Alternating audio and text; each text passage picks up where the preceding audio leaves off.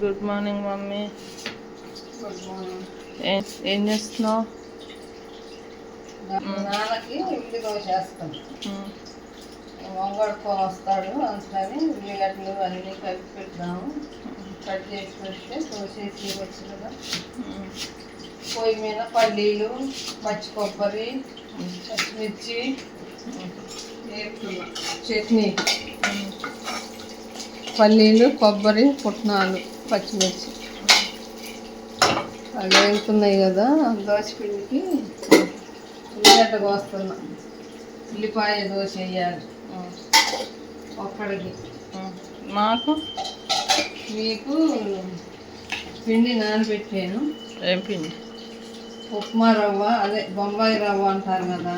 ఉప్మా రవ్వ ఒక కప్పు నానబెట్టి పొద్దున్న 6 గంటలకు నానబెట్టాను. ఒక కప్పు పచ్చి కొబ్బరి నానబెట్టాను. ఉప్మా రవ్వతో కూడా దోశ వేసుకుంటారా? వస్తుంది, బాగా వస్తుంది దోశ. వేసినాక చూపిస్తాను మీకు. ఇక నానబెట్టేసి ఇప్పుడే మిక్సీకి వేసి కొబ్బరి, ఉప్మా రవ్వ మిక్సీకి వేసి మళ్ళీ ఒక అరగంట 10 నిమిషాలు నానబెడితే బాగా మెత్తగా వస్తుంది దోశలు. అందుకని నానబెట్టి ఇక్కడ పెట్టేసా. ఇలా ఉల్లిగడ్డ ఇవన్నీ కట్ చేసుకుంటే అప్పుడు మళ్ళీ దోశలు వేస్తాను. వేసినాక చూపిస్తా, బాగుంటుంది. ఇంక కొంచెం నూనె వేసి ఆ నూనెలో ఎక్కువ దోశలా కాకుండా మందంగా వేసుకోవాలి. అంటే కొబ్బరి దోశలు వేస్తారు కదా, అట్లా బియ్యం వేయకుండా ఉప్మా రవ్వ వేసేయాలి. తిన్నాక అప్పుడు చెప్పు, 10 నిమిషాలు అయ్యాక వేస్తాను. ఎక్కడ నేర్చుకున్నావు? ఎక్కడ నేర్చుకున్నాను అంటే వయసు చాలా వల్ల వెళ్ళిగా అక్కడక్కడ తింటా చేస్తా. వాళ్ళు వీళ్ళు ఇప్పుడు కూడా ఇంకా ఎవరన్నా ఏం చేసినా, ఎవరన్నా ముగ్గులు వేసినా నేర్చుకొని వస్తా. కొంచెంసేపు నిల్చొని ఆ ముగ్గు ఎట్లా వేసారు, బాగుంది బాగలేదని ఇప్పుడు కూడా నేర్చుకుంటా.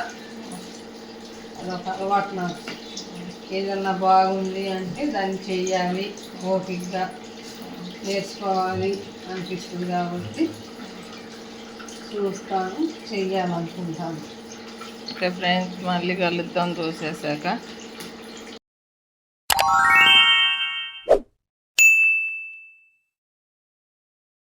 అవన్నీ ఇందాక నానబెట్టుకున్నాం కదా, ఇప్పుడు వేస్తుంది దోశ.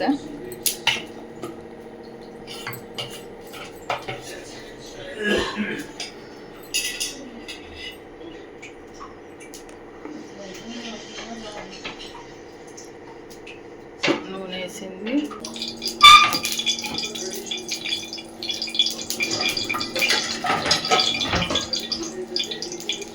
బాండీలో ముందుగా నూనె వేసుకోవాలి.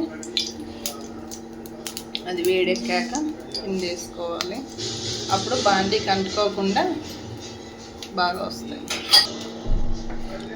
పిండిని బాగా కలుపుతుంది.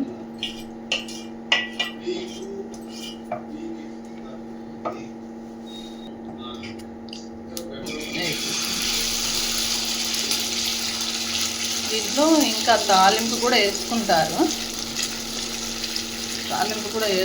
అంట కానీ మా అమ్మ వేయలేదు. కొబ్బరి దోశలాగా ఉంటుందిలే అని తాలింపు వేయలేదు.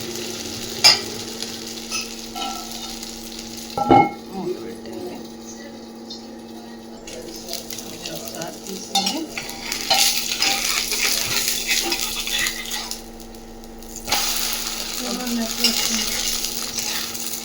కొబ్బరి దోశలాగే కొంచెం మందంగా ఉంది. కొబ్బరి వేసింది కదా అందుకని.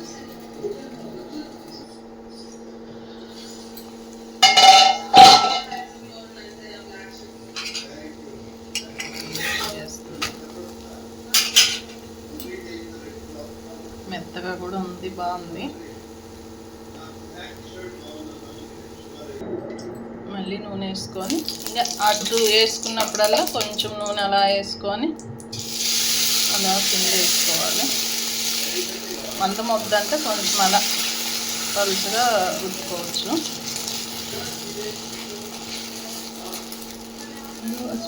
వేయచ్చు కానీ అది చుట్టూరు వెళ్తుంది, మధ్యలో వచ్చింది.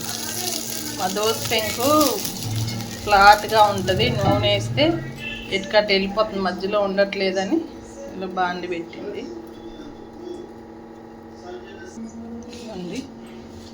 రవ్వ దోశ చూడు ఎంత బాగుందో, గజ్జాలు ఉంది దోశ. ఇట్లా వస్తుంది, ఇట్లా పట్టుకుంటే పాంజీలాగా ఉంటుంది, చాలా బాగుంటుంది. రవ్వ నానబెట్టేసి ఒక కప్పు రవ్వ, ఒక కప్పు కొబ్బరి, పచ్చి కొబ్బరి వేసేస్తే చూడండి ఎంత బాగుంది.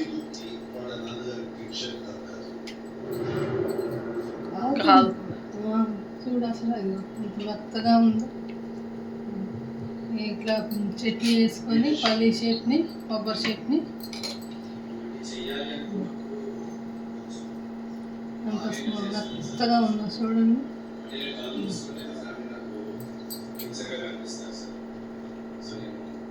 నోట్ వేసుకుంటే తగిలిపోతుంది, అంత బాగుంది.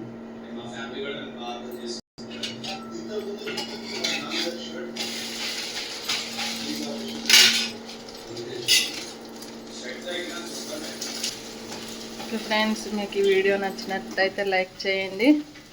బాయ్, మళ్ళీ నెక్స్ట్ వీడియోలో కలుద్దాం.